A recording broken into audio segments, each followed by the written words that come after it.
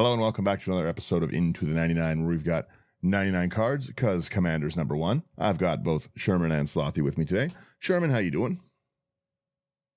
Doing good so far. How are you doing? Good. It's technically release day. Like everything is it's pre-release day. Wink, wink. But you can just get the stuff on release day now. So everyone buys all their cards and their boxes on pre-release. I think that was a good change overall. But no, it's been the first set for a while that I haven't hated. So right before this, I was down finishing Falithar. I talked a little bit about that before, but just the raw upgrade of Doran, I'm so excited for. So I was up bright and early, just like sleeving that and everything. I still gotta get the actual like deck thing itself, but then yeah, like like I said, I've got the upgrades and everything. I got it all figured out, so I'm very excited to build that. Yeah, other than that, I've just been it was a good week, busy week, but not so bad. We were talking a little bit before this about how we might get some games in next week, so that'll be good too. And Yep. Slothy, how are you doing? Oh, I'm not too bad. It was a interesting week, to say the least. But yeah, not too bad. I too am way more excited about this set than I have been for anything recently. So I'm excited to talk about it. True. I also finished a lot of music this week, so I was also enjoying that. You're getting spammed after this, Slothy. Oh, yeah, it's sweet. it should be interesting. Yeah, for anyone who doesn't know, I like to record a bunch of music and then found a fun new way to do it. So I've been playing around. Let's jump right into our topic today because we're never quick with this one ever. No. We've got our last Hours. our last set of our spoilers here. So we have the main set spoilers, and it actually looks honestly pretty good. Honestly, doesn't look horrible. I'm going to start us out. I'll get the all out assault out of the way. So this is 2, a red, white, and a black. It's an enchantment. Creatures you control get 1/1 and death touch. That's already absurd. That's a great anthem and enchantment. When it enters, if it's your main phase, there's an additional combat after this phase, followed by an additional main step. When you next attack this turn, untap each creature you control. That's pretty good. There we go. Yeah, it's what do you guys think of this one? Oh, Sherman, I can't hear you at all. I had myself on mute. There we go. I'm dumb. Too early. I think it's all right. Like extra combat is always nice, but at the same time, I'm like, eh. So That's fair. I'm not much of a extra combat kind of person. Just with the with how strong the ability to get the what's the word I'm thinking here? How strong it is to get the Mardu deck kind of combats, you know? These creatures having death touch, it makes so many tokens that's again the same thing for your Caesar, right? Like those little tokens having death touches is more of the problem than the extra combat. Yeah, death touch is the big kicker here. I don't care about extra combat. The +1/+1 anthem's nice. Just having all the creatures with death touch is brutal. That's the part that I like. Yeah. Mm-hmm. I am kind of happy to see this in 3 colors so it doesn't just make an appearance in like every Orzhov token deck. Oh. It's yeah. That'd be annoying. But again, in any 2-color combination of this, like you don't want Boros to have death touch in an anthem. I do personally, but Yeah. Right. There's also so many cool. I give everything first strike. Yeah, right. There's so many cool artworks of all these cards. Like, there's going to be a ton of them. So, who wants to take my best friend? I'll take this one. I'm also a big fan.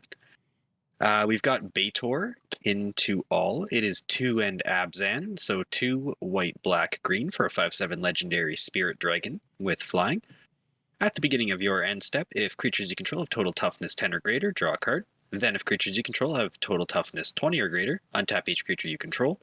Then if each creature you control has total toughness 40 or greater, each opponent loses half their life rounded up.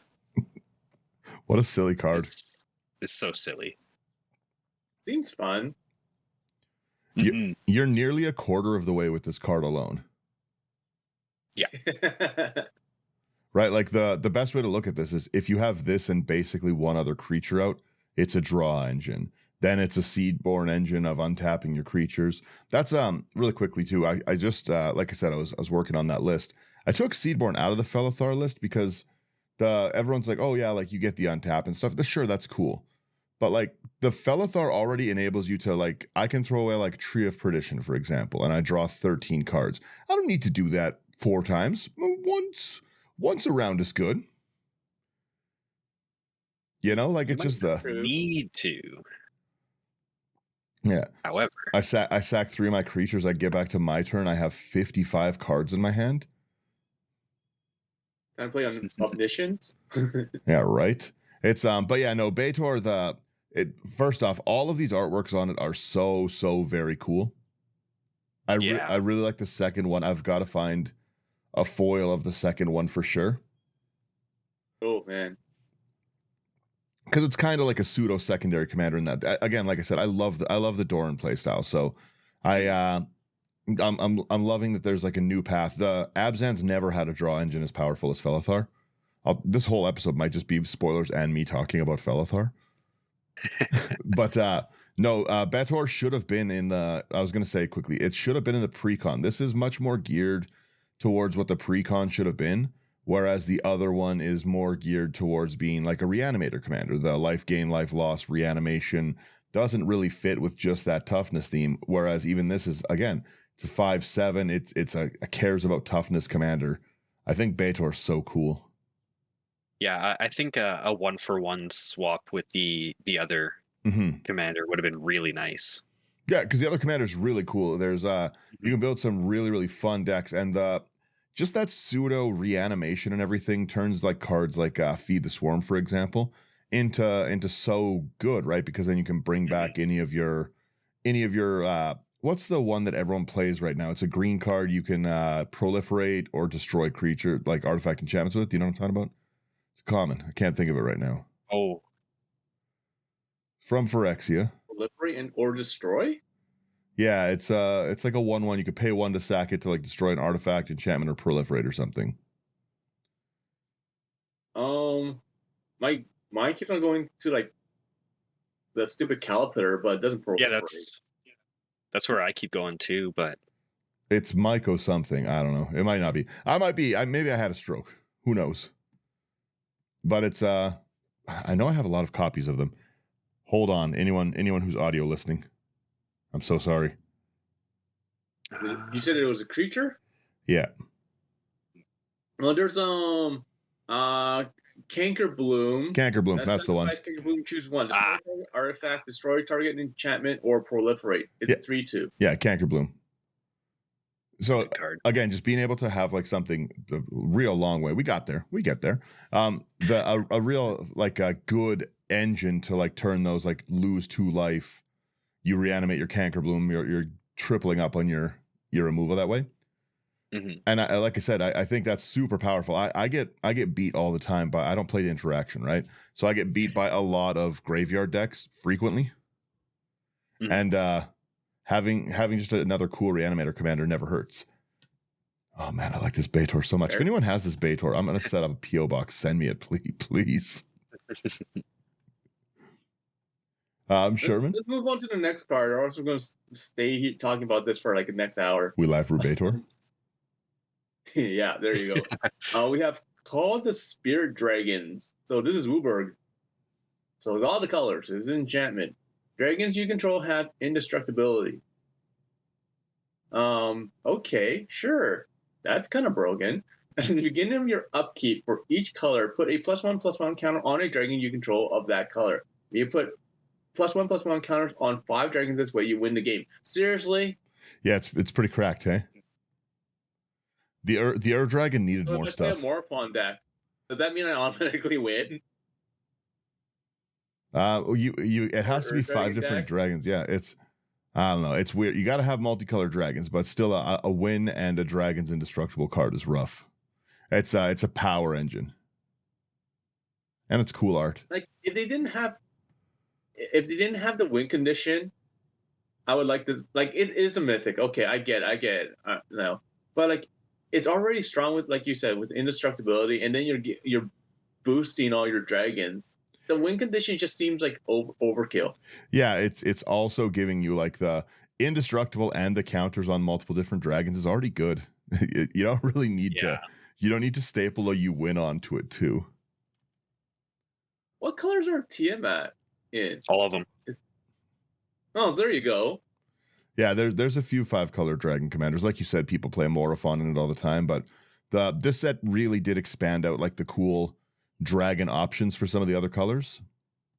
Mm-hmm. Yeah. So I think we're gonna see a lot of rebuilds of Dragon and stuff. I love this like dragon scale framing though on some of these mythics. Yeah, those are really nice. Yeah, are really nice. We have a Crater Hoof. Oh wait, sorry, we don't. Well, we do have a Crater Hoof reprint, but that's not the one we're talking about. We have Clarion Conqueror here. This is 2 and a white for dragon. So like I said, they did get some other dragons going good. Activated abilities of artifacts, creatures, and planeswalkers can't be activated, which is really funny as a dragon. Like that's a pretty brutal hate bear dragon. Or a 3/3 for 3. That's annoying. A 3/3 flying dragon at 3 that shuts off artifacts, creatures, and planeswalkers is brutal. I had a lot of decks that put this into. Honestly, into the it's not Aula, it's the other bear. Kudo. Oh yeah. Yeah, this is a 2/2 flyer. And then, like I said, we have a Craterhoof Behemoth with like 3 new artworks. Craterhoof did need a reprint. These the blacked out frames are also pretty cool. They're interesting. Some of them I like, some of them I don't like. That's fair. Mm-hmm. I'm comparing it in my mind to the portraits. Well, for me, like if you look at the Craterhoof one that like with the black, it feels like someone like made a picture and you're just like, oh, you know what, I don't like it, and just try taking the eraser from like paint or something like that and just like go at it. Just went over it a bit. Yeah, some of them are definitely better than the portraits. Some of them are a little closer for me. That's fair. Yeah. I respect that.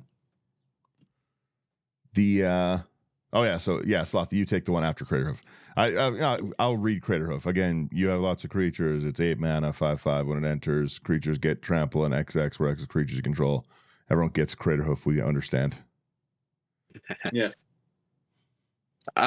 Then we've got Death Begets Life, 5 and Sultai, so black, green, blue for sorcery. Destroy all creatures and enchantments. Draw a card for each permanent destroyed this way.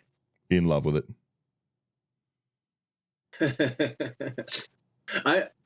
I would be afraid of this card because I would be like, okay, how many tokens do you have? Oh, you have like 120 tokens. Okay, I cannot cast this.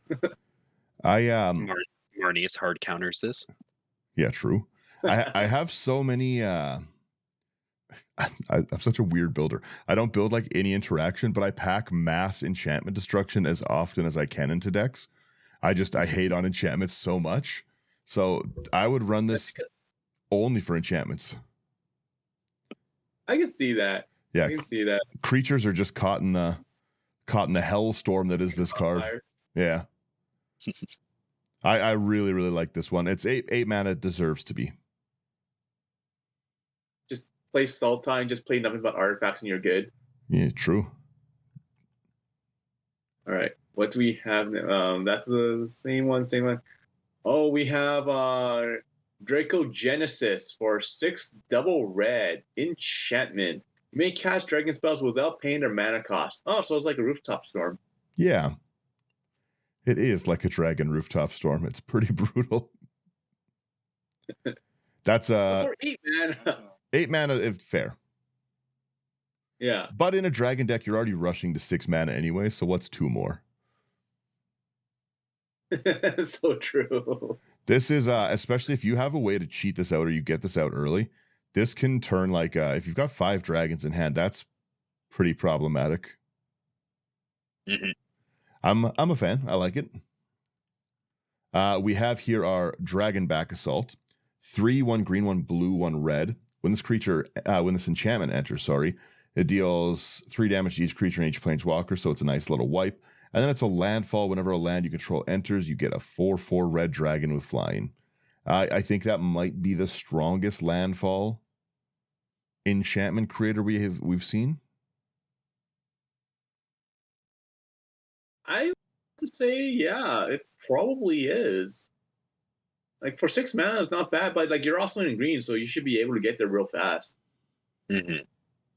Yeah, again, a Teamer landfall deck kind of works pretty good, but even passively, it's just a good card. That's a strong generator.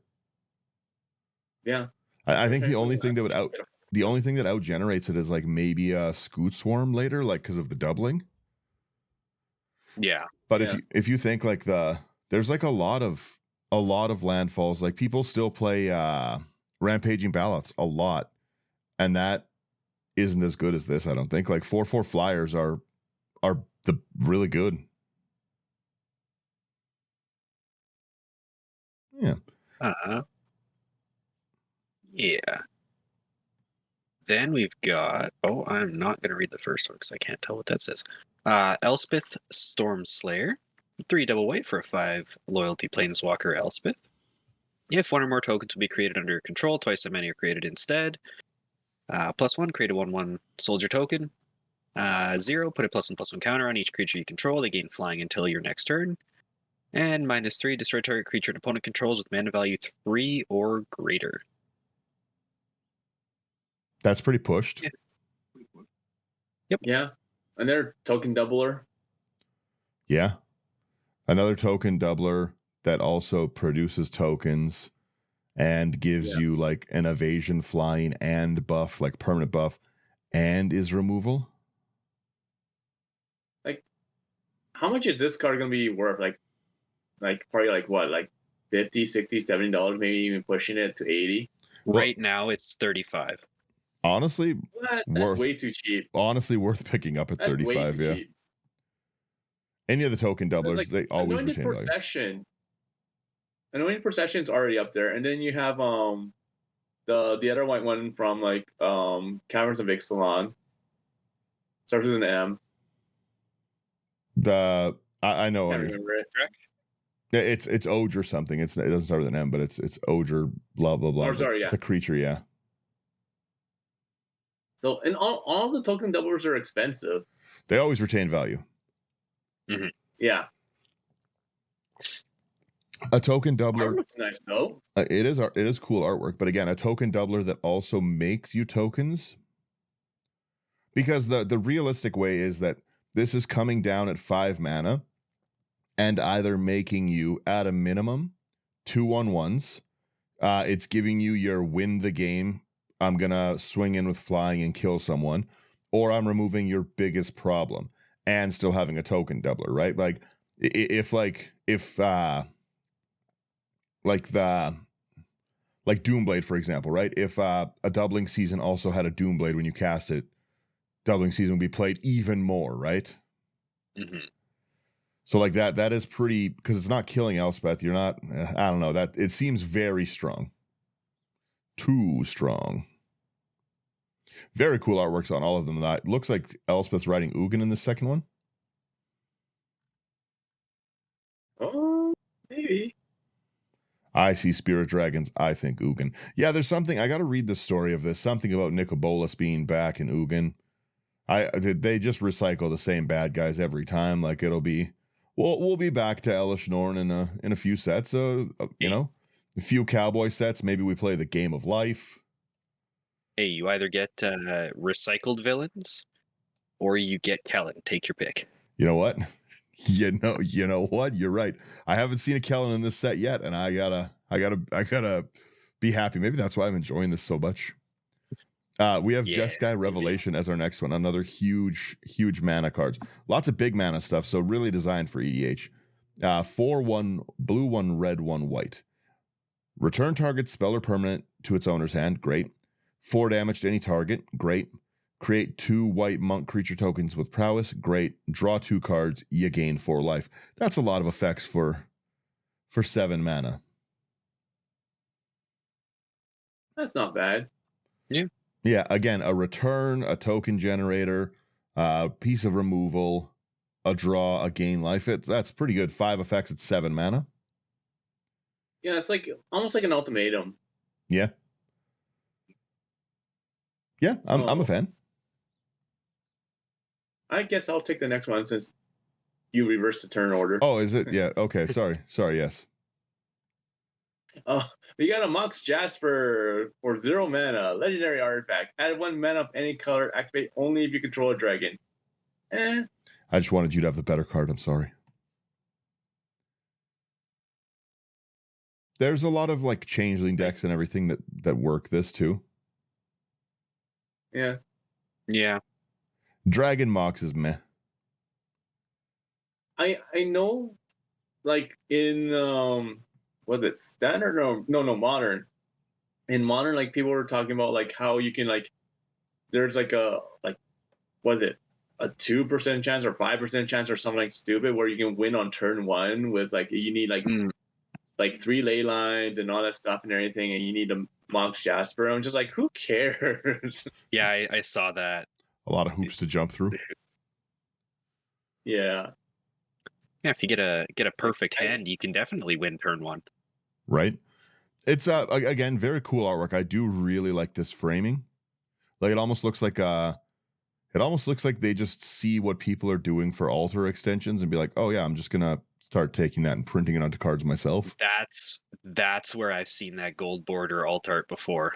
This, yeah, like I've seen that exact one on proxies before. Yeah, where people they just extend it out with a cool. I don't know. It looks cool though. I'll give credit where credit's due. It does look cool. Altruist counts your days. Slothy, yes, okay. I read turn order. We've got Narset, Jeskai Waymaster. It is Jeskai for a 3/4 legendary human monk. At the beginning of your end step, you may discard your hand. If you do, draw cards equal to the number of spells you've cast this turn. I could see that being fun. It's kind of cool. Storm out deck myself. Would be fun, yes. We have our other narrative, so not the commander one, but I think this is pretty cool. Narrative Heart of the Storm, 1, a red, a white, a black, 4/5 spirit dragon with cool artwork. It has flying. If a creature you control that entered this turn would deal damage, it deals twice that much damage instead. That's great for a like any ETB theme damage, any like haste kind of stuff. I really like this commander. Agnus 2.0. Oh, it's not even combat damage, yeah. Yeah, any damage. So if you have like a Perforos out, if you have any of those, annoying. It's annoying. Not, yeah, right. Like I could see that being a problem. It's pretty cool too. Like I said, I like it. I could see this being a pretty aggressive deck.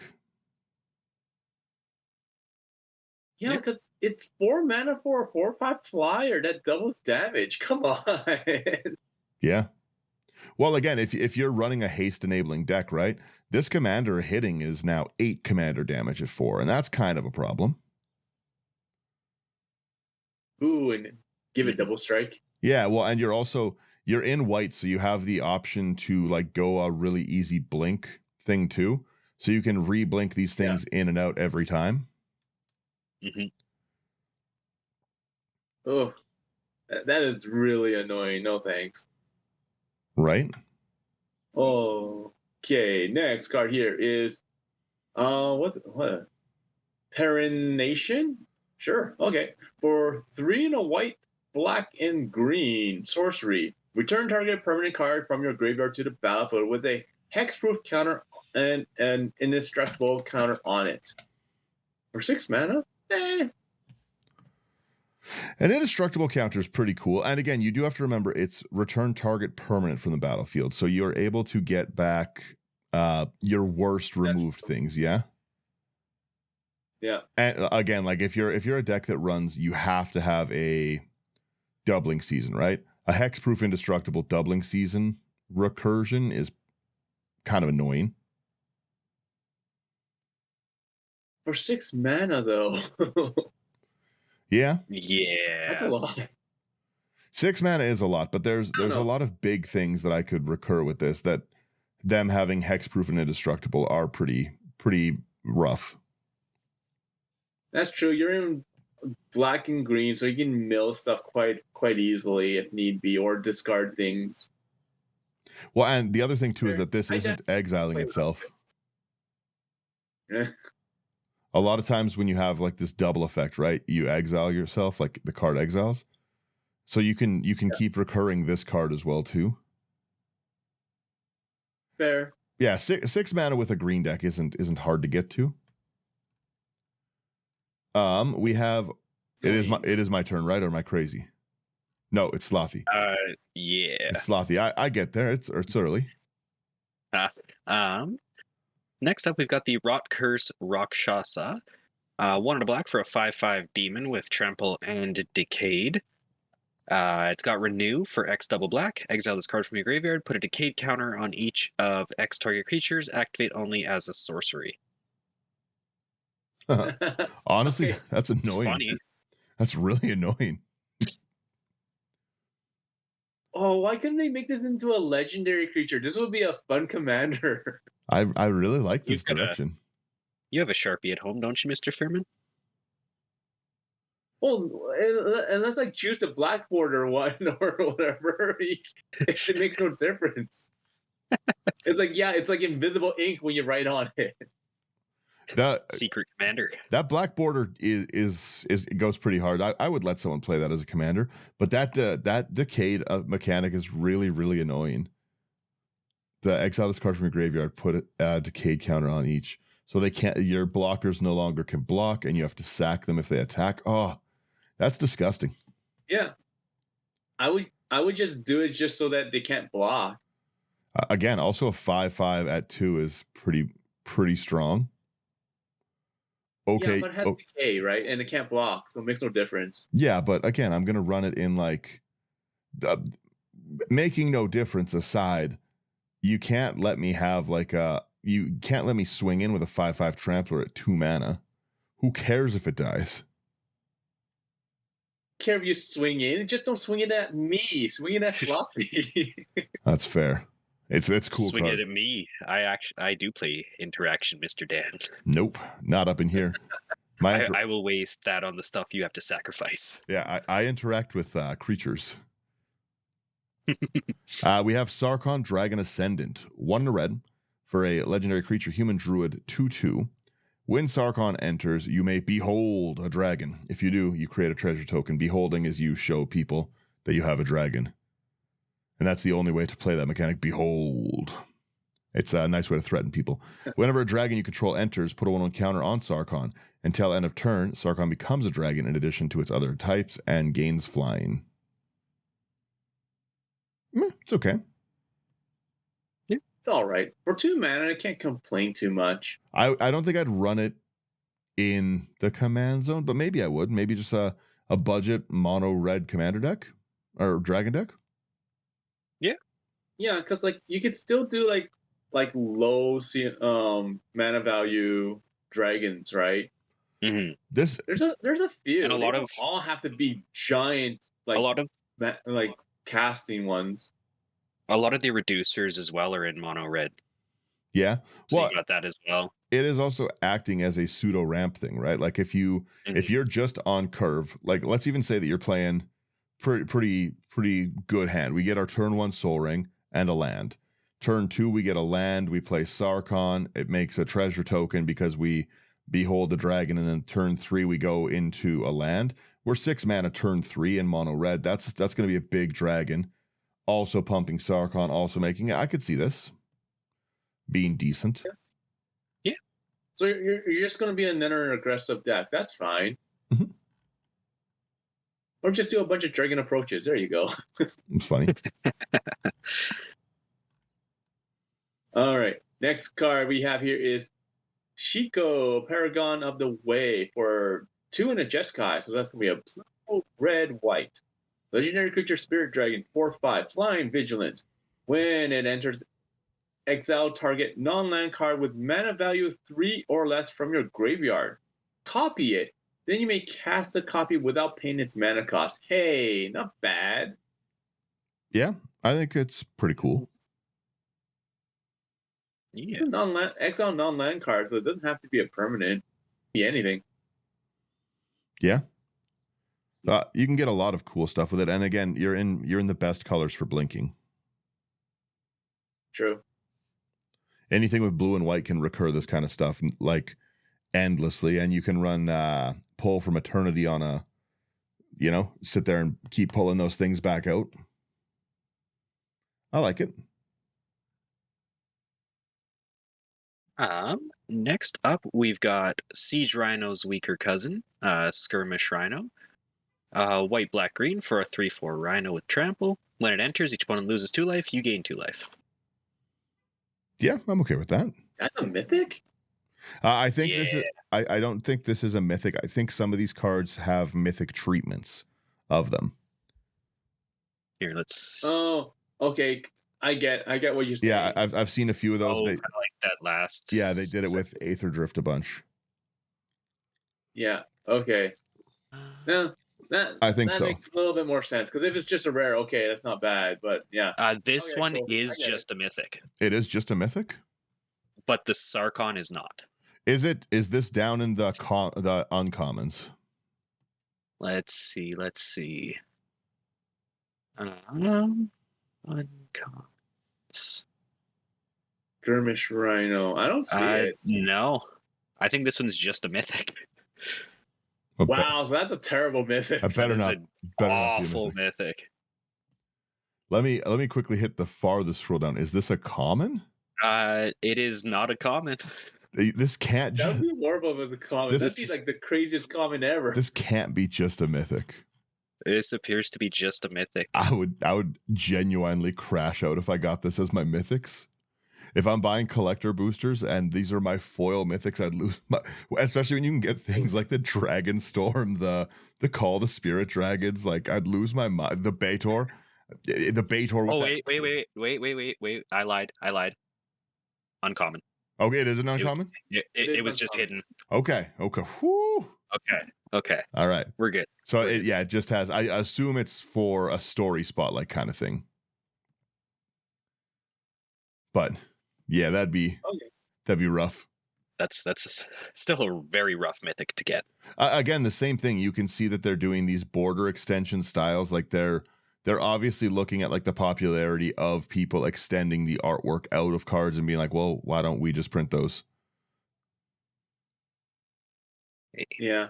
We see all these artists and raise you the printer. Yeah, true. Oh, That's funny. We have Smile at Death. 3 double white with, I love this card. Ultimate Rego bait. I got a lot of decks like this, but Rego loves it. 3 double white. At the beginning of your upkeep, return up to 2 target creatures with power 2 or less from your graveyard to the battlefield. Put one on a counter on each of those creatures. I like that. Yeah. Interesting. Yeah, I got no problems with it. Yeah. Like I could see this being useful in things like, like your new Dorn deck and whatnot. So like if you're playing like Walls and whatnot, or things with Defender. It's in the deck, especially because I'm sacrificing them. It's in there. Let's move on here to the next card, which is going to be Stormscale Scion. It's 4 double red creature dragon 4/4 flyer. Other dragons get +1/+1, and it has Storm on it. Damn. Wow, that's okay. It's a 6 cost though. It is a 6 cost. But there's so many things that like it's not.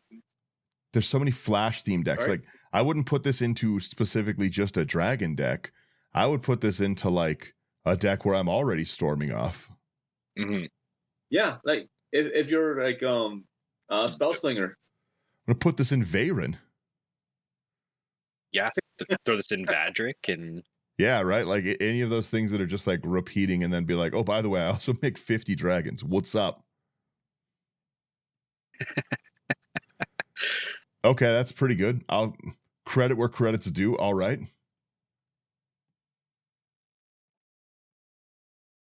So silly. Me next. Yeah. Yeah, we got Tyam, Master Opportunist. 1 and a blue for a 2/2 legendary human monk. It's got Flurry.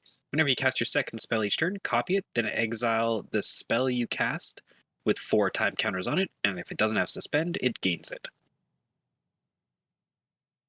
I like that. I could see especially we've been building a lot of budget stuff lately. I could build a pretty cool budget Tagam out of this. Mm-hmm. Just that seems like really fun. Yeah, honestly, I think you could build a pretty cool budget deck out of this one for sure. I like that. I want to build it, but I also kind of want to see what Sherman would do with this. Sherman, I might ask you to build this one. Yeah, like my head's already turning for it. I'm just like, ooh, like I kind of want to get the timey-wimey deck from Doctor Who now. Yeah. Right. Our next. Like, yeah, it's interesting. Like definitely interesting. I love the second spell kind of things. Any spell. Mm-hmm. All right, let's move on so I can think. Okay, so we've got here the next one. Here's the problem. I both love and hate this card, but I'm probably going to build it. I think I got to. We have Teval, Arbiter of Virtue. So number 1, it's a legendary spirit dragon, which is pretty cool. It is 2, a black, a green, a blue, 6/6 flying lifelinker. The lifelink is very, very strange in these colors. You know, you generally don't have Sultai lifelink. Spells you cast have Delve. So each card from your grave, you can exile a card from your graveyard and reduce the cost by 1. I don't like to exile things at all, ever. I say this all the time. Whenever you cast a spell, you lose life equal to its mana value. I do like that. I love to be able to, like, one of my favorite things to play all the time, I talk ad nauseum about it, is Belladross. It's really, really fun to Belladross, get my life down. And this might become my Belladross version 2, where I just power mill myself. Mm-hmm. You know, like I traumatize myself and then I switch life totals. I think this could be kind of fun, to be honest. Yeah, this commander looks like a lot of fun. I think I'm gonna build a version of Teval. Like it just, it's very unique. It's unique to the colors, and that's what I loved about Strixhaven so much, was differently unique things. Yeah. But I think it's pretty funny. Ooh, I get Ugin. Ugin, Eye of the Storms. For 7 mana, legendary planeswalker Ugin comes in with 7 loyalty.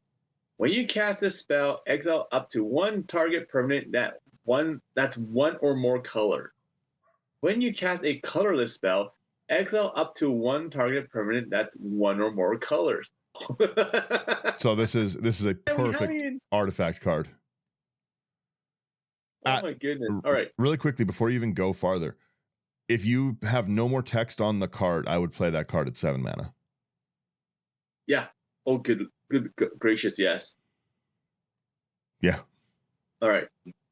The loyalty abilities. +2. You gain 3 life and draw a card. Already pretty good. For 0, you add 3 colorless mana. And for -11, you search your library for any number of colorless non-land cards, exile them, then shuffle. Until end of turn, you may cast those cards without paying their mana cost. Yo, now this is a mythic.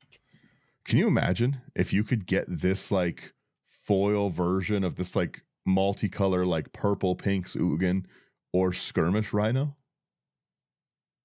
Oh yeah, like the hologram dragon foil of it or whatever. Yeah, that's what I mean, right? Like you can get like this crazy, and then you get skirmish dragon. Yeah. Me getting banned from the store. I don't know why they made this weird flip version of it. Yeah, I was looking at that. I'm not sure what the point is. Baby Ugin, big boy Ugin. I don't know. Yeah. So a bunch of the dragons that they have, they're two-sided. You have one side where it's like the older version, and the other side is going to be like a baby version of it. All right. Okay, maybe. For why? Yeah, I don't get it. We'll see more of those later on. Okay. But yeah, they decided to do that for a bunch of dragons. All right. Slothy, take us away. Yeah. Next up, we've got Ureni, the Song Unending. It is 5 teamer for a 10/10 legendary spirit dragon with flying and protection from white and black. When Ureni enters, it deals X damage divided as you choose among any number of target creatures and/or planeswalkers your opponents control, where X is the number of lands you control. I honestly don't like it. Nah, Am I crazy? I don't think so. I'm not really liking it either. I don't mind it. I would probably find a way to give it Death Touch. But again, it's still just creatures. Like there's more efficient ways to board wipe creatures. Yeah, if you've got like Nylea's bow, it's awesome. But the problem is that it enters, right? So it's not attacking. Yeah. Oh, right. That one is just attacking. Yeah. Yeah. I don't really like this one. Like it just looks like it's like okay, like I have a like I'm doing dragons. It's just a 10/10 for like it doesn't have any land based ability. It's just okay. Like if it fetched a land or did something land based other than just like damage, because again at 8 mana I can already just kill those creatures I want. Yeah. Yeah, like if they added the ability somehow, like with the amount of tech they have, good golly. But if they added like you can like return a land from like the graveyard or search for a land and put it on the battlefield, that would make more sense. You know, you add that one ability in, and then the rest of this, okay. Again, at this mana I can Starve Extinction. Yeah. Yeah. And save some mana, I think. You know, that's like I said, I find this one a little weak. Maybe it fits into the other themes of it, but like I don't know. I'd rather have like that landfall dragon enchantment than this as a commander. Like if this commander had the landfall dragon, like landfalls it makes dragons, very cool then. So Daniel, your challenge this week is to make a deck out of this commander. I probably just it'd be very basic because I'm not excited about it. Like I said, I'm sure I'll see someone make a cool version. Like here's 99 lands, don't care. It's there's a deck. Landfall. Yeah. All right, here's the deck tech. You switch this with Miram and just have a better dragon deck.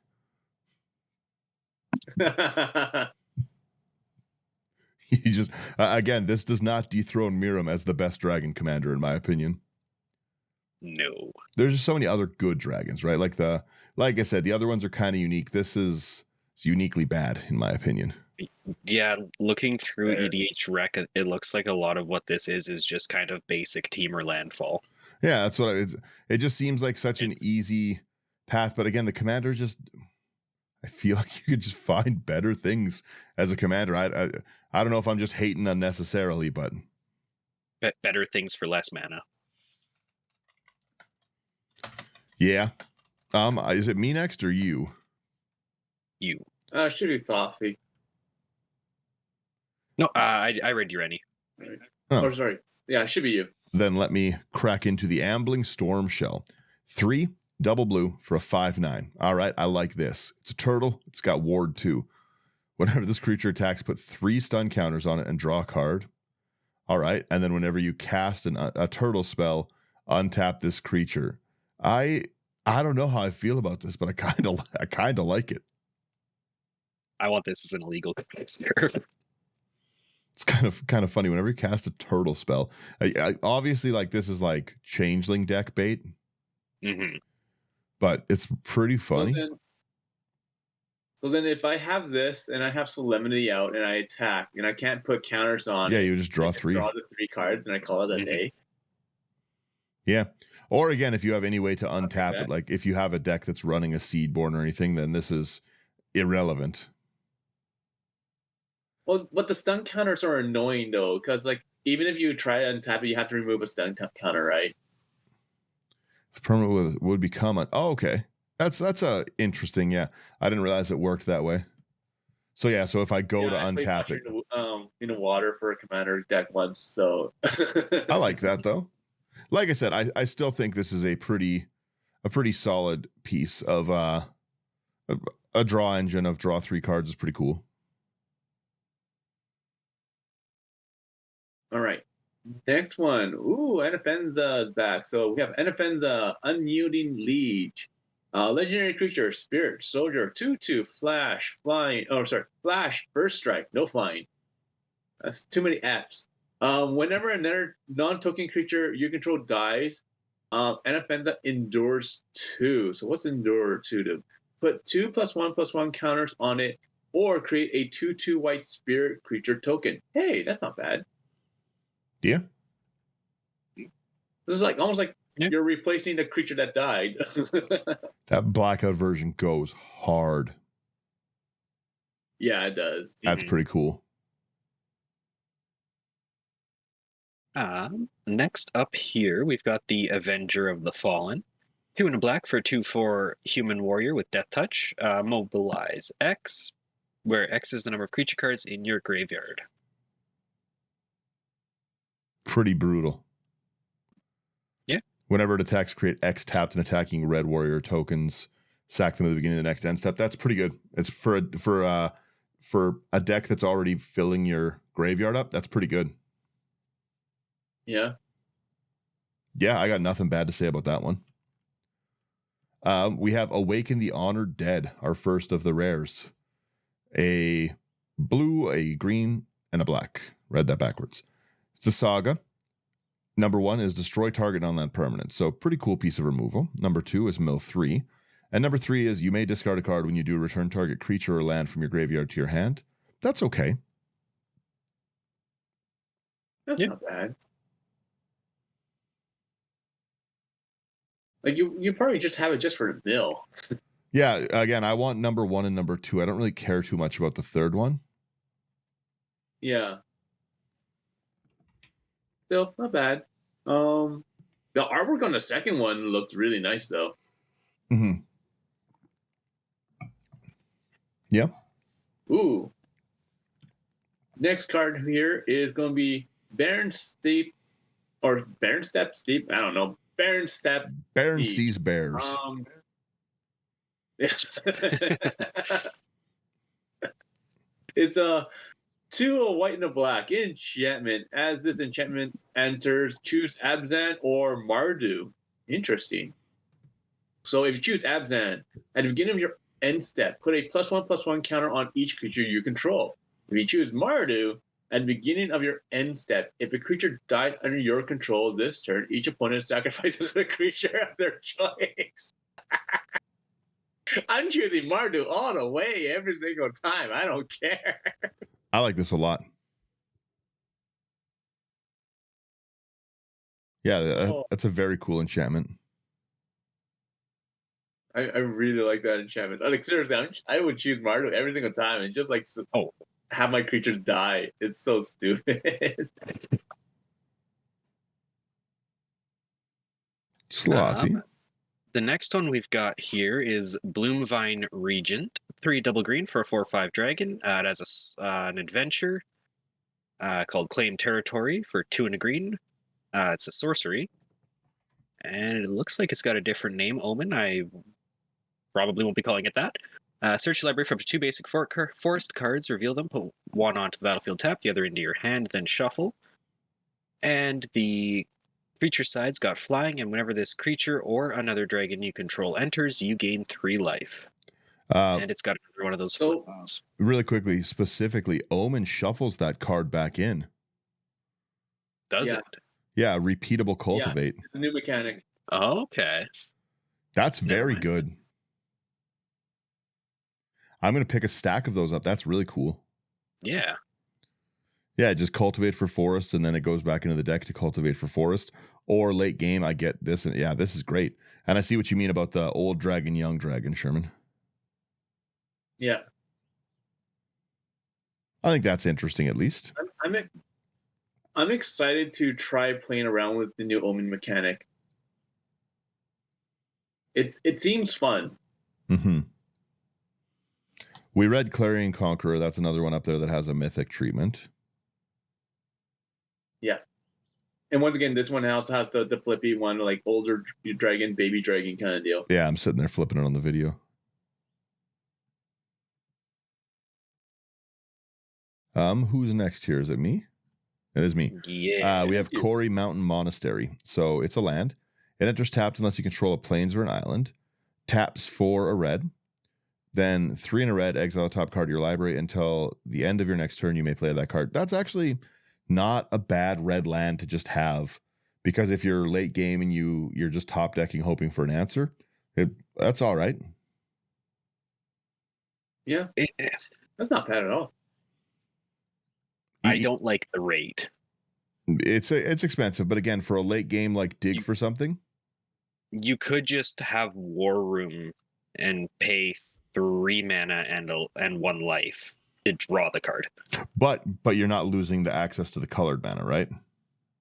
That's true. I don't know. 4 seems very steep for me. That's fair. We have Corey Steel Cutter for the next card. It's a 1 in a red. Artifact equipment. The equipped creature gets +1/+1 and has trample and haste. It also has flurry. Whenever you cast your second spell each turn, create a 1/1 white monk creature token with prowess. You may attach this equipment to it, and it cost is 1 in a red. Pretty decent. Not bad. Like the fact that it has like you cast your second spell each turn, you create a monk, so like you can generate creatures if you don't have creatures. It's kind of nice. Well, the nice thing too is that it doesn't have to be on a creature for this. This is just the artifacts ability. Yeah. I like that one.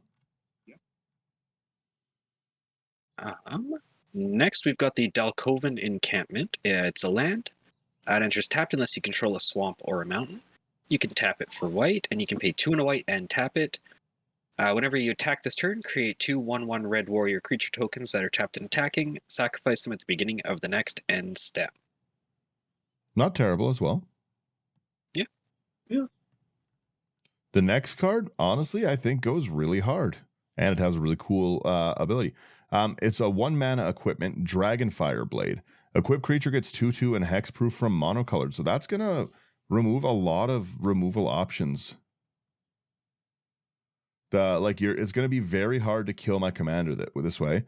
Equip 4 and 1 less to cost for each color of the creature it targets. So if you're running like a 3 mana commander, like if I'm playing Teval, for instance, right? This becomes like an equip 1 and then gives my Teval basically you can't target him with monocolors. So I think it's very strong.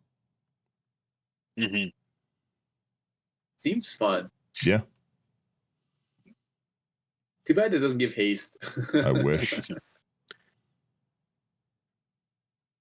Ooh, what's this next card? It looks fun. Dragonologist for 2 and a blue. Creature, human, wizard, 1/3. When this creature enters, look at the top 6 cards of your library. You may reveal an instant, sorcery, or dragon card from among them and put it into your hand. Put the rest on the bottom of your library in a random order. Untap dragons you control have hexproof. Interesting. Yeah, I like this.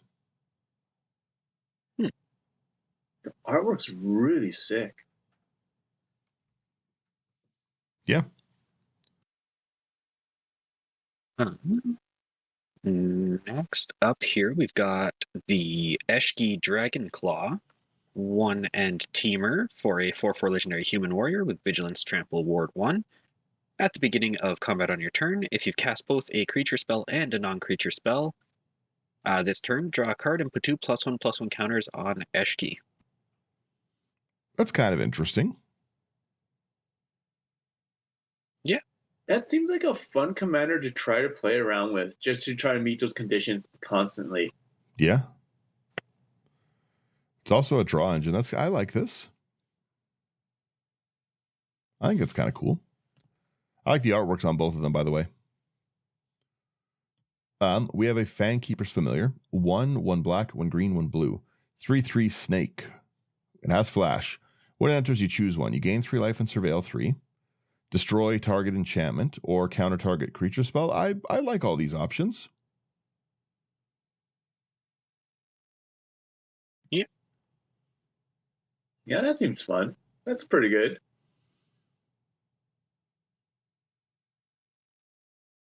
Okay, let's see here. The next card here is going to be Felithar, Dawn of the Abzan. For a 1 and a black and a green. Legendary creature, human warrior, 3/3 trample. Whenever it enters or attacks, you may sacrifice a non-land permanent. When you do, put a +1/+1 counter on each creature you control. I like it. I don't know how I feel about this. I think it's pretty cool. It's a good ability. Again, this one and the other Baitor make perfect sense in a deck together. Yeah, 100%. Right? But I like this. I really like just Felithar's vibe. I like the fit. It's a cool card. I'm a fan. Next up, we've got the Flamehold Grappler. Jeskai for a 3/3 human monk with first strike. When this creature enters, copy the next spell you cast this turn when you cast it, and you may choose new targets for the copy. I like that. Yeah. Interesting. That's kind of cool. And again, it's ETB, so you can blink it, you can panharmonic on it. I'm a fan. And you use this to make extra copies of Panharmonicon, which is also pretty cool. We have a Frostcliff Siege next. 1/1 red, 1 blue. As it enters, choose Jeskai or Teamer. Jeskai, whenever one or more creatures you control deal combat damage to a player, draw a card. I like that. Or Teamer, creatures you control get 1/0 and have trample and haste. I'm a fan of both these modes. Yeah. I like that too. Like I like the fact that you're choosing the clans. I love those. Yeah.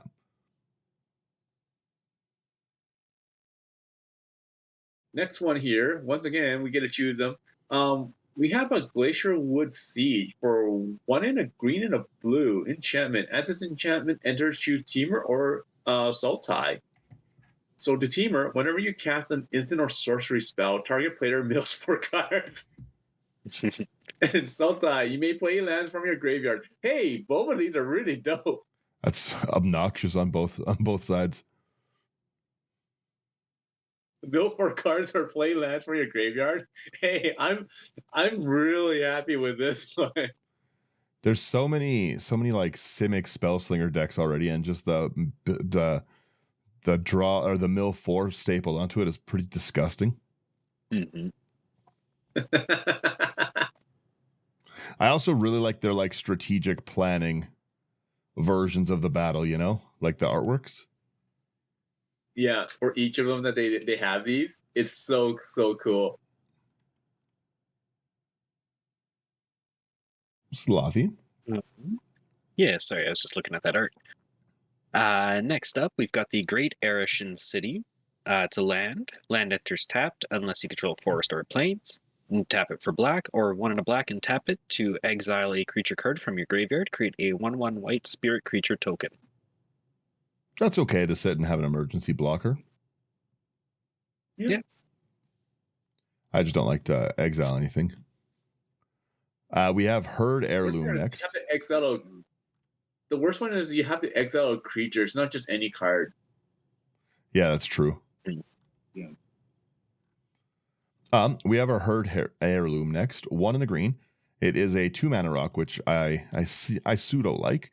It taps for add 1 mana of any color, spend only to cast a creature spell. Don't as much like the restriction, but it also has tap. Until end of turn, target creature you control with power 4 or greater gains trample, and whenever it deals combat damage to a player, draw a card. I do like that ability.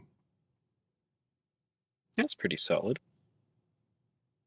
It's pretty good if you're a creature heavy deck, right? So like, yeah. Again, also a piece of draw engine and a trample enabler is great. Yeah. Ooh. Next one here is going to be Hollow Merc Siege for a black and a green enchantment. As it enters, choose Sultai or Abzan. So Sultai, whenever a counter is put on a creature you control, you draw a card.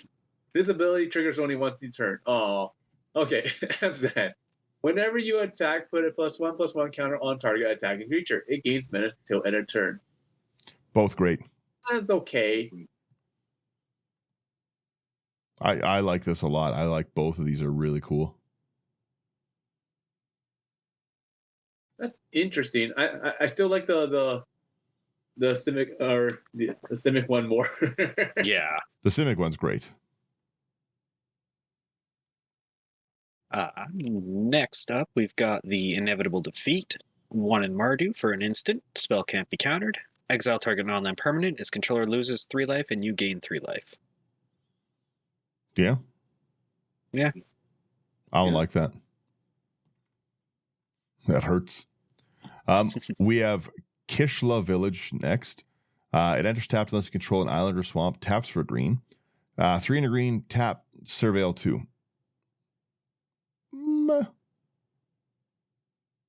Not bad.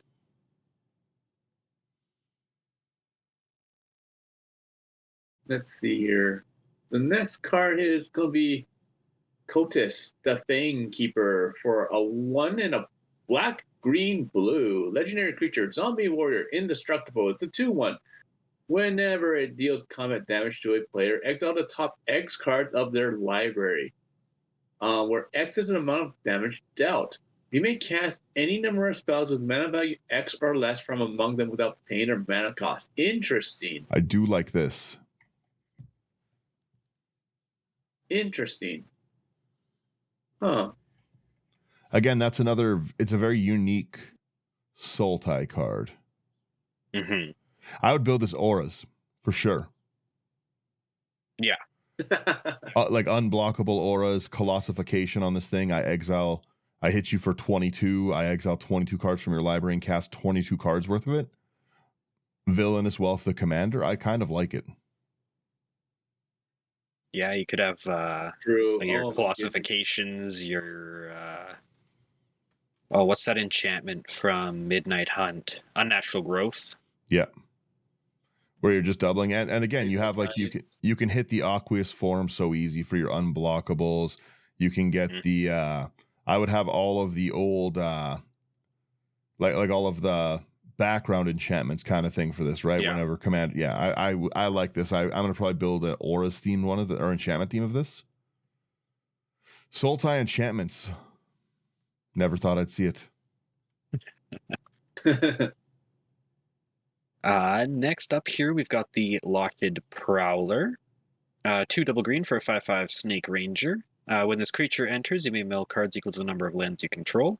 And it's got Renew. 1 and a green. Exile this card from your graveyard. Put X +1/+1 counters on target creature, where X is the number of land cards in your graveyard. Activate only as a sorcery. That's interesting. There we go. Not bad. Yeah. It's not bad. We have our Lotus Light Dancers next. 2, a black, a green, a blue. 3/6 Zombie Bard with lifelink. I'm enjoying this Sultai lifelink. It's kind of interesting. Whenever this creature enters, search your library for a black, a green, and a blue card. Put them into your graveyard, then shuffle. That's like obvious Muldrotha bait.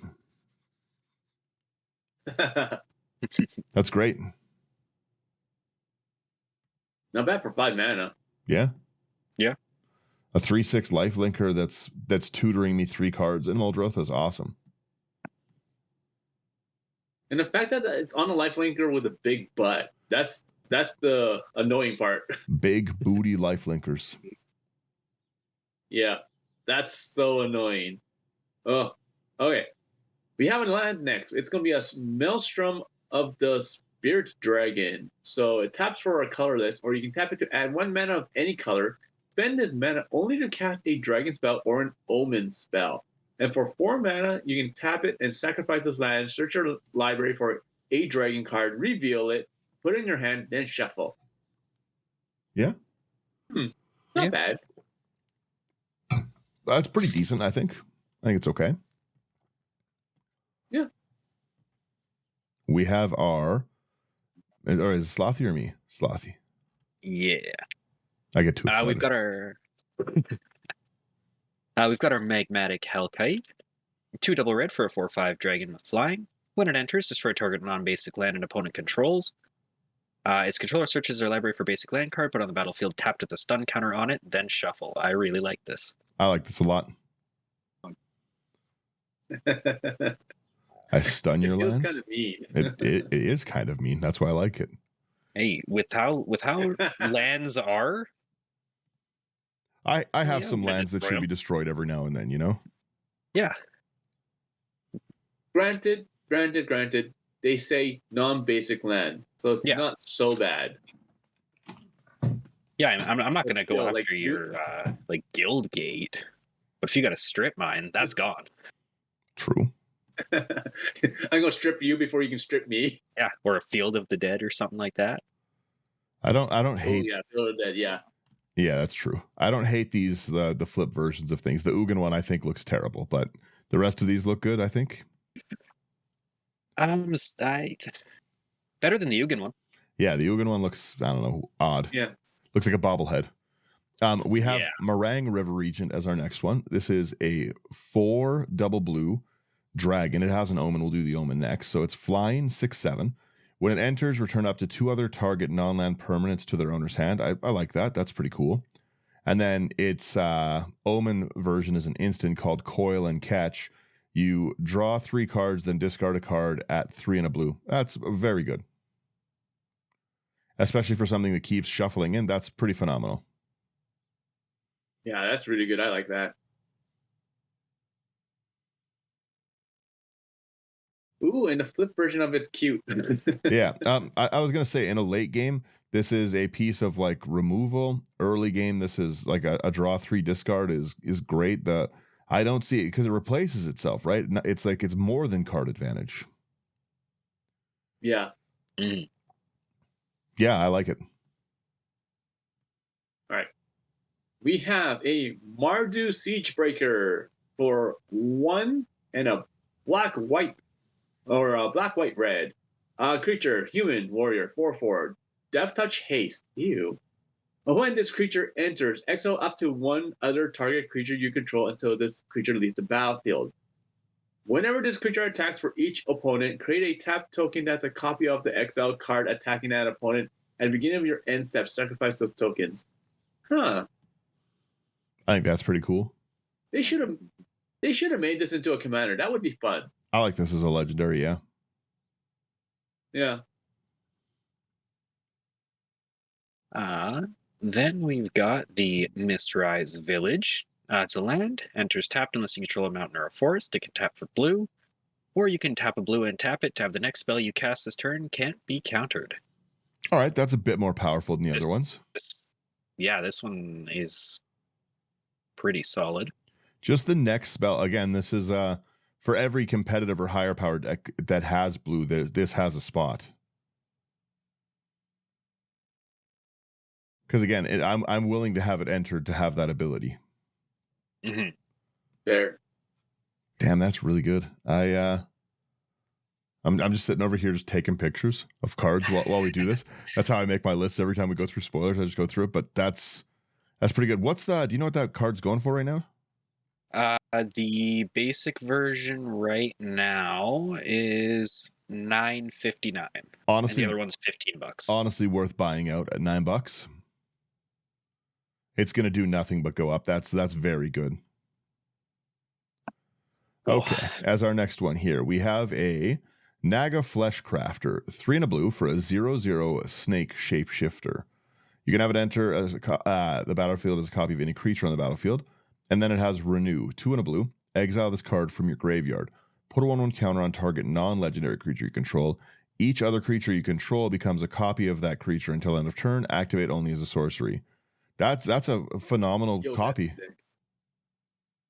That's really, really good. I like that a lot. Yeah, that's wonderful. Yeah. Oh man. All right. Wait. Next card here. Ooh.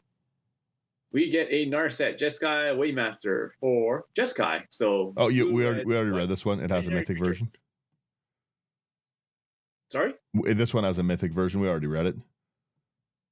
Oh, okay. Yeah, I gotta move on. Nature's Rhythm for X double green sorcery. Search your library for a creature card with mana value X or less. Put it onto the battlefield, then shuffle. It has Harmonize. It's gonna be so confusing with the card Harmonize. Has X and 4 green. So you may cast this card from your graveyard for its Harmonize cost. You may tap a creature you control to reduce that cost by an amount of generic mana equal to its power. Then exile this card. That's pretty cool. I'm not a big fan of tutors. You guys know that, but you know this isn't so bad. Big fan of this one. I think this has a lot of value. Again, being able to just reduce that extra cost, being able to just recur it, even if it was just, again, I would run this at flashback, right? Mm-hmm. So yeah, flashback with cost reduction is pretty good in my mind.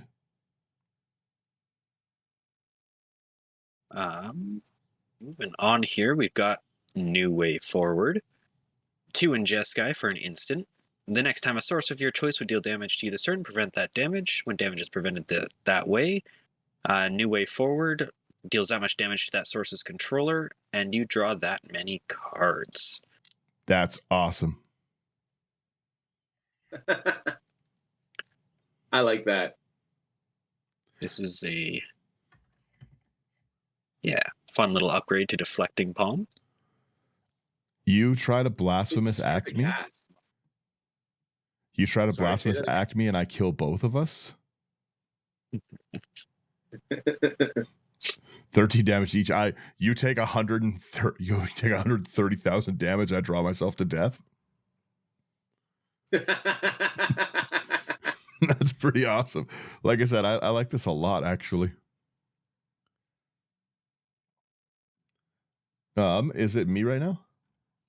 Yes. I don't know how to pronounce this. Karsi Revenant. That's what's going on. 1 double black, 3/3 vampire, flying, death touch, lifelink. Good. When it has renew, 2 and a black, exile it from your graveyard, put a flying counter, a death touch counter, and a lifelink counter on target creature you control. Activate only as a sorcery. Okay. Yeah. All right. That's really good. That's strong. Mm-hmm. Damn. I don't know how I feel about that. I don't like that card. This is terrifying artwork on the other versions, not the first one, but the other 2. That will haunt my dreams. It's like a Eldrazi or something. I don't know what that is, but that's it'll haunt me. Right. We have a saga here. It's going to be Rediscover the Way. So for a blue, red, white, look at the top the first 2 chapters. Look at the top 3 cards of your library. Put one of them into your hand and the rest on the bottom of your library in any order. The third one is going to be whenever you cast a non-creature spell this turn, target creature you control gains double strike until end of turn. It's okay. Yeah. Not bad. You're digging like a lot down like a lot of cards. So yeah, it's not bad for that.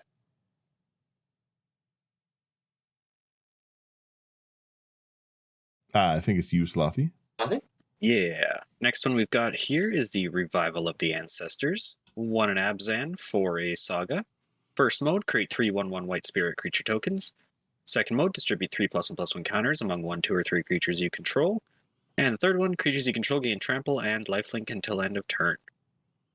Yeah, I got no problem with that. That's good. I like this one. Yeah, that's pretty good. Really dislike that second art. Yeah, I like for how cool I think Felithar and Baator look. They didn't really do them justice here. No. I just don't think. I don't like this weird like jack-o'-lantern looking armor thing that they keep having. When you see it like that, it looks kind of silly. Oh, I didn't even look at it like that. Yeah. Maybe I'm wrong, and maybe there's something else it's supposed to be, but I just see giant pumpkin-looking jack-o'-lanterns. Yeah. It's like the samurai starfish. Yeah, exactly. This is my Abzan-themed pumpkin set on Halloween. They're just normal. They're just normal jack-o'-lanterns. this is the commander, then you got 99 copies of Jack-o'-lantern from Innistrad. Yeah, exactly. Next, we have our Roar of Endless Song. 2, a green, a blue, a red. First 2 sagas, it's a saga, so first 2 chapters create a 5/5 green elephant, which is cool, and then the third, double the power and toughness of each creature you control until end of turn. That's all right. It feels very generic. Yeah.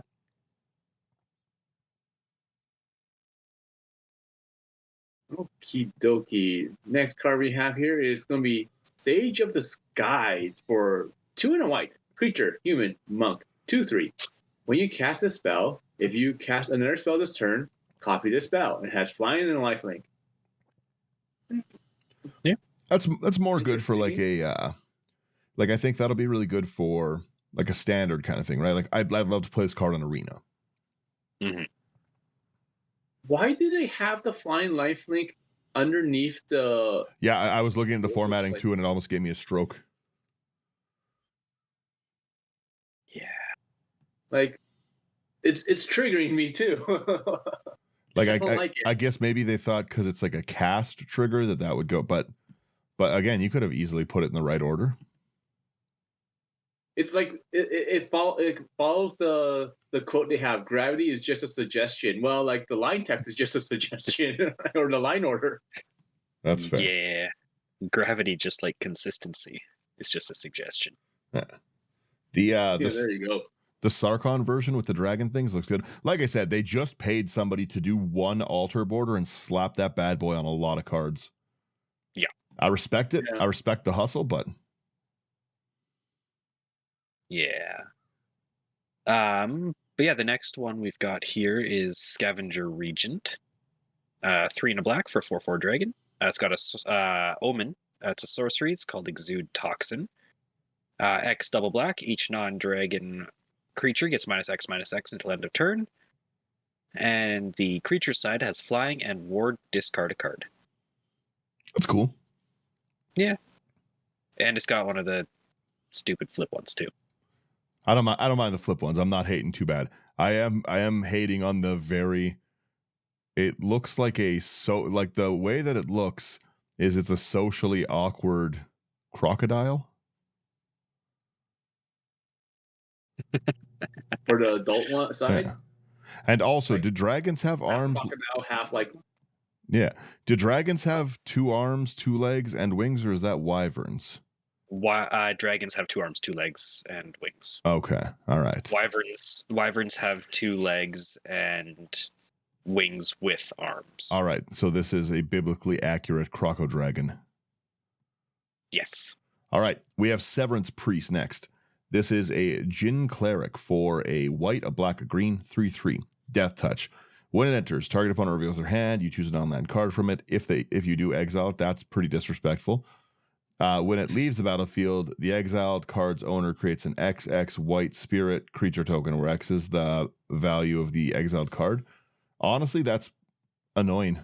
It's kind of an annoying ETB. That is annoying. All right. Next card here is going to be Sidisi, Regent of the Mire, for 1 and a black. Legendary creature, Zombie Snake Warlock. It's a 1/3. You tap it. Sacrifice a creature you control with mana value X other than Sidisi. Return target creature card with mana value X+1 from your graveyard to the battlefield. Activate only as a sorcery. So it's like a birthing pot for your graveyard. Honestly, I love this. if had they stapled blue onto this, one blue, one black, one colorless, I would really like this. But the inability to easily mill yourself to get things into the graveyard to get this going, I think, is hard. I don't play much graveyard stuff, right? So I think I'm definitely going to be building this one. that's fair. Oh, and then I guess it's... we've got the Sinkhole Surveyor, 1 and a black for a 1/3 Bird Scout with flying. And whenever this creature attacks, you lose 1 life, and this creature endures 1. So put a +1/+1 counter on it, or create a 1/1 white spirit. Yeah, that's okay. Okay.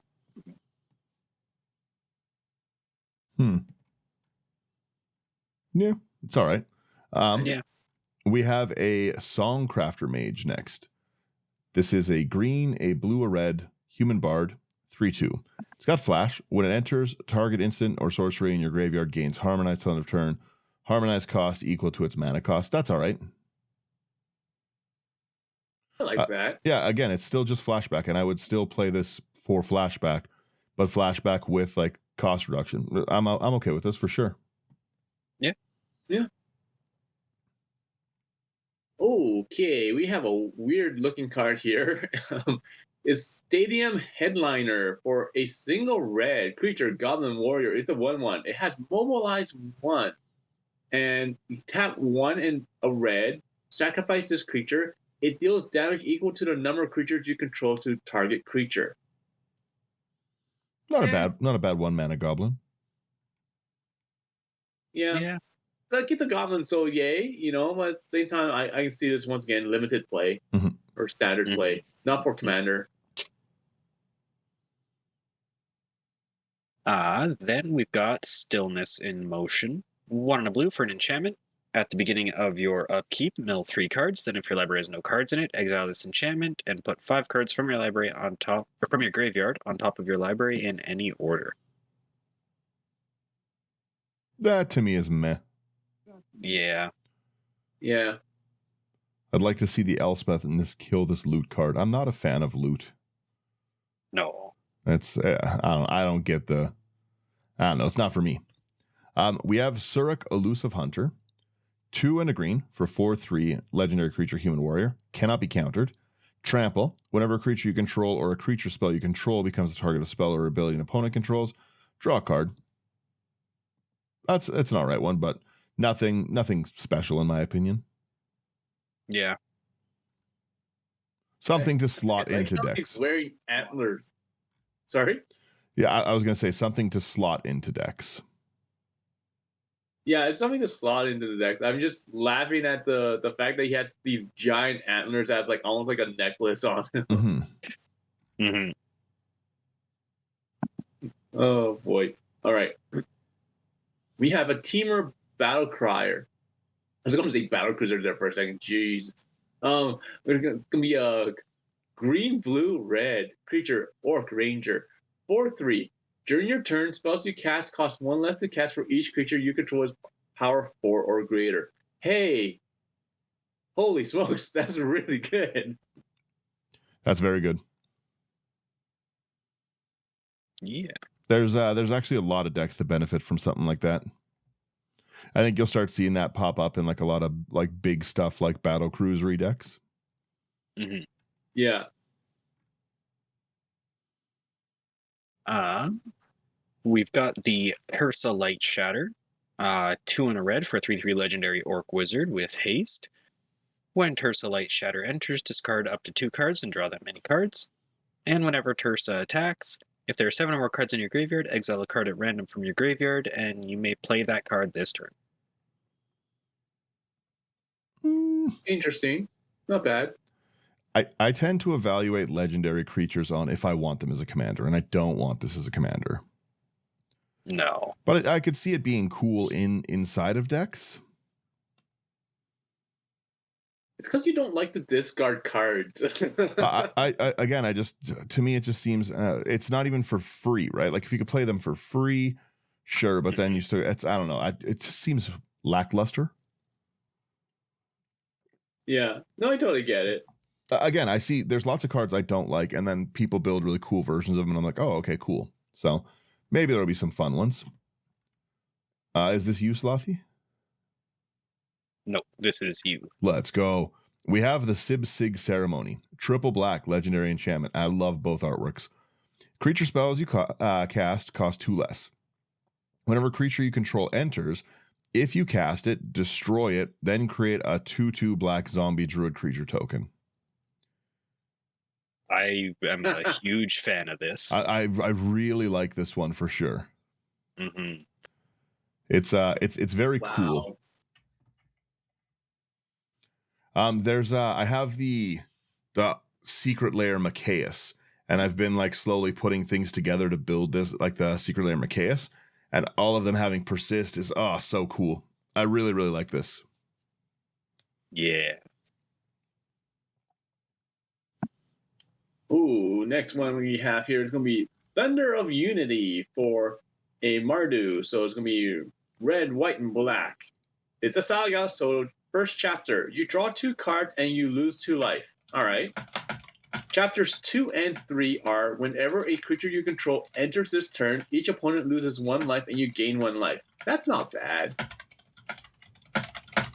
Yeah. Yeah.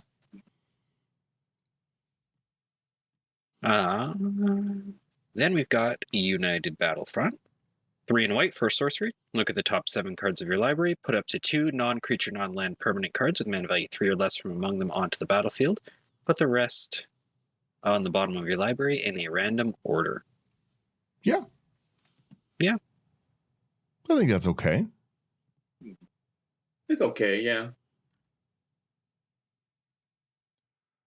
We have a Voice of Victory, another hate bear, which I like. This is 1 and a white for a 1/3 human bard with mobilize 2. Whenever it attacks, you create 2 tapped and attacking 1/1 red warriors. Your opponents can't cast spells during your turn. And I like that. With this card, they should have done the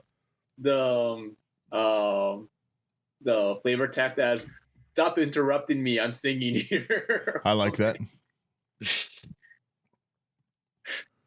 It's like, stop it. I'm going to put this in Rigo, to be honest. Next card here is next card here we have is Warden of the Grove for 2 and a green. It's a Hydra. It's a 2/2. At the beginning of your end step, put a +1/+1 counter on this creature. Whenever another non-token creature you control enters, it endures X, where X is the number of counters on this creature. So once again, endure. Put X+1/+1 counters on the creature that entered, or create an XX white spirit creature token. I would probably create the token, to be honest. Honestly, I like this. That's a really good card. It's a really good Hydra. Yeah, I definitely really, really like that. Yeah. Then we've got the Windcrag Siege. 1 red and a white for an enchantment. When it enters, choose Mardu or Jeskai. Mardu, if a creature attacking causes a triggered ability of a permanent you control a trigger, that triggers an additional time. Extra Ishin triggers. I was going to say, this is Jeskai. It comes with Ishin now. You buy an Ishin and you get one of these stapled to the back. Oh, yeah. It's one of those double-sided cards. Yeah. Or Jeskai, at the beginning of your upkeep, create a 1/1 red goblin creature token. It gains lifelink and haste until end of turn. Nobody in their right mind is choosing Jeskai. Yeah, I was going to say, I really like how some of these, it could kind of go either way which one you choose. And then there's some where it's just incredibly obvious which one you should choose. No one's choosing a 1/1 haste goblin with lifelink. Yeah. The attack triggers is so powerful.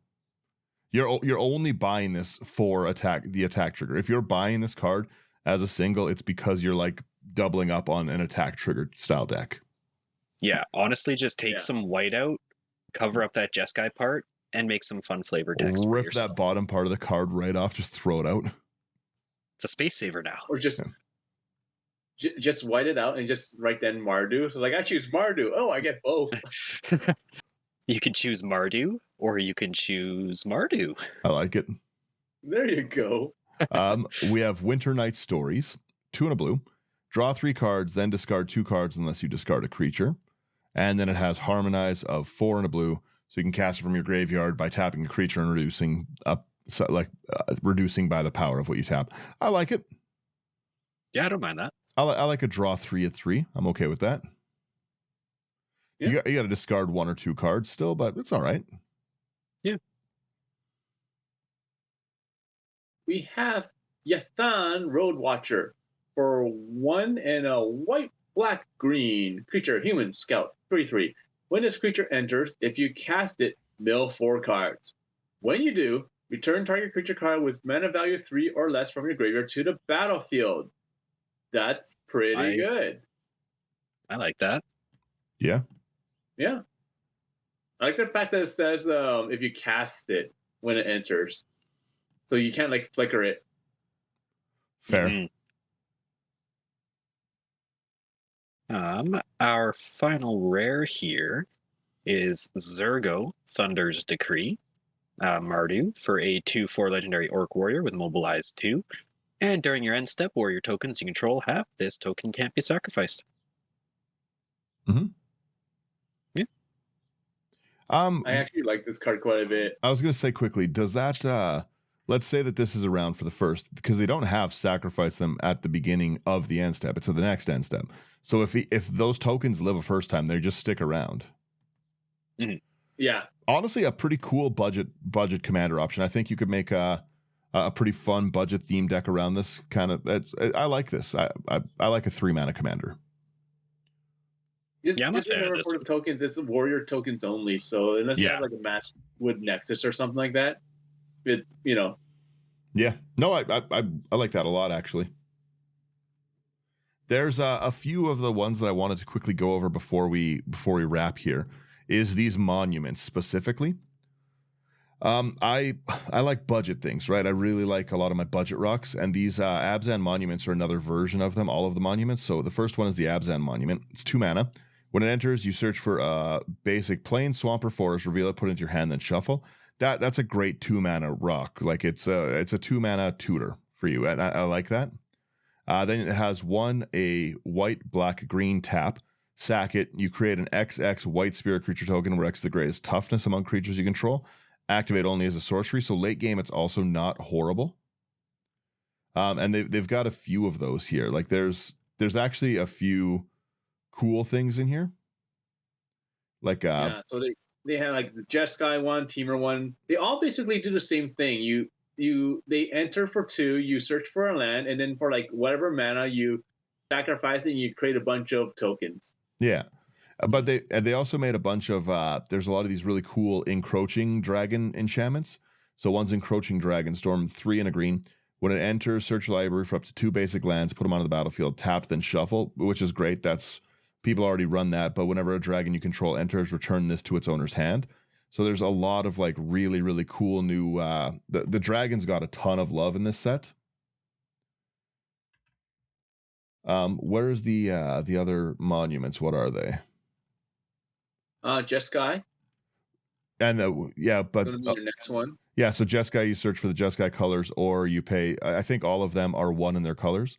So 1 in Jeskai, tap, sack, create 2 white bird creature tokens with flying. Activate only as a sorcery. Not horrible. The Mardu one is 2 in Mardu. But you get 3 tokens. Menace and Haste. That's pretty cool. Yeah, the Sultai one, same deal for 2, and then the Sultai colors. Tap, sack, create 2 black zombies, zombie druids. Activate only a sorcery, yada yada yada. And then the last one's gonna be the Teamer. It's gonna be 3 and Teamer and tap it, sacrifice the artifact, create a 5/5 green elephant creature token. Yeah. I like I said, I like those. There's another one I wanted to say too quickly, and this is the last one. The set is chock full of omens, and I hadn't actually read them when I was looking initially. I thought they were just like adventures, and I really like the utility that you get with a lot of the adventure cards. But one I wanted to say specifically is this Purging Stormbrood. I think this is actually, knowing how the omen mechanic works now, I think this is a phenomenal card. Because it has the 4 and a black for a 4/4 or 4/4 flying dragon with ward 2, pay a life. When it enters, remove all counters from up to 1 target creature. That's super problematic already, because like you can already stripping off the counters of things like in a proliferate theme deck is brutal. But just this omen, the instant of 1 and a white target creature gets 2/2 lifelink and hexproof till end of turn. That shuffling back in is a pretty phenomenal piece of protection in the deck, right? Because you might use it 2 or 3 times in a game that way, right? Oh, yeah. So yeah, these I think the Omen cards are are going to be a little slept on for a lot of it. There's a dragon one too. The counter, again, I didn't understand how the omen worked. I just thought it was an adventure. But a counter target spell with mana value 2 or less, that's also a great early game card in the deck, and then it's stapled onto a dragon. So I think that it's worth going over, like, on your own time. Obviously, we've yapped too much, but it's worth going over and like looking at these omen cards, because I think they're pretty cool pickups overall. Like, I think they've got a lot of potential. Yeah, that's it. Yeah. I gotta make a trip to the store and get some of these. Overall, I think this set is pretty good. So, and I think it was like overshadowed, like, by the fact that like we had like the secret layers for Spider-Man and SpongeBob, and the spoilers for Final Fantasy. Like, you barely saw any mention of this until like spoiler season started. So. Mm-hmm. Oh, also, sorry. They did a pretty good job overall. I was going to say, very last thing, the Dragon Eye versions of the lands are also phenomenally gorgeous. They were all done extremely well. Did you see? I like the full art lands more than the Dragon Eye ones, because like you see the shadow of a dragon like just going over the land. I like that more, to be honest. Yeah, I agree with you on that. The eyes are kind of meh for me, but the like encroaching shadow lands are really cool. You guys are out of your mind. Yeah. I would replace every basic land I own with these planes, like the big ones. Oh man, I like them. Except maybe I might keep the I like a lot of the what's the set Una's in? Duskmourn. No, not Duskmourn. The set Una is in? Yeah, Una, Queen of the Fae. Shadowmoor? Yeah. Those lands. I like all those lands. Yeah. That's it. I was gonna say really quickly, very, very last thing, and then we wrap. What's your favorite card from this set so far? I say I'll go first. I've got to say Baitor, but second place is that Teval. I think that Teval is really interesting. Fair. I don't know. Slothy, do you know yours off the bat? Skirmish Rhino. I think that's a really, really valuable mythic. I think that's going to see a ton of play. I really think that it should have been legendary, and I will not elaborate any further, but my actual answer is Sidisi. That's fair. I'm going to clip that, take it out of context. I'll be like, I hate you. We're concerned Slothy hit his head way too hard.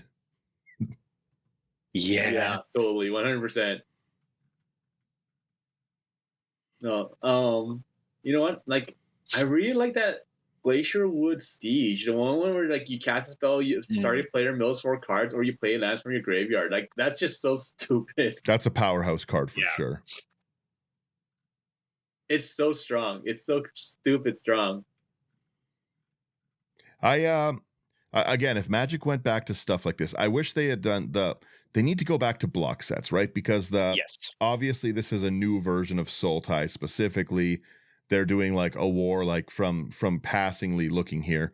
You can see that Sarkon's like dragons are like attacking and everything. People are trying to defend, and at least that's what I'm taking from the story. I could be totally wrong.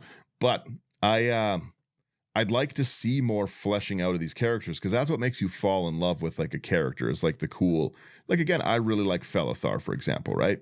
I think Felithar's very cool ability wise. I like the artwork of Felithar. I'd like to see more of it instead of just like, this is a really cool card.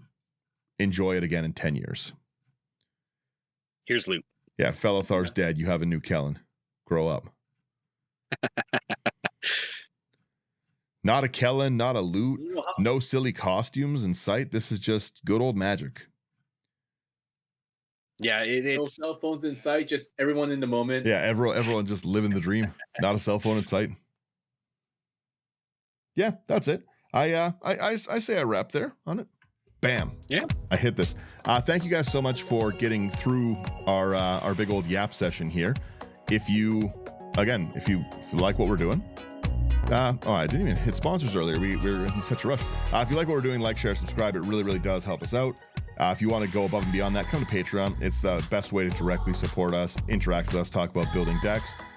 Just lots of cool stuff. I appreciate everyone who's over on Patreon. So thank you everyone who's checked it out. Thanks everyone who's rated the show, left comments lately. It really does help out. It's very nice. If you want any of these cards, go to houseofcards.ca, promo code IT99.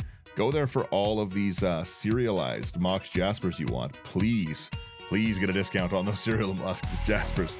Promo code IT99. It's going to get you a discount. It's going to support us. It's going to support a great business who just is. They're good guys, just in general. That's all I can say. The business is nice. They've got great stock. They've got great shipping times. They're super responsive. I really, really, really like the House of Cards guys. Other than that, throw some of the stuff in the AI armor sleeves. And with that, I just give everyone a nice little relaxing outro here. I've yapped enough.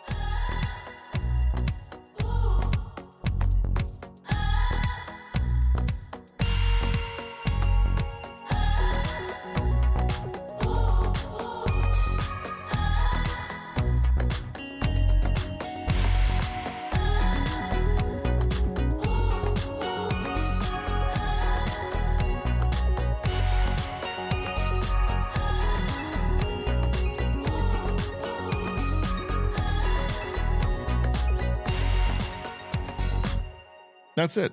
Nice and easy. All right, laters. Toodles.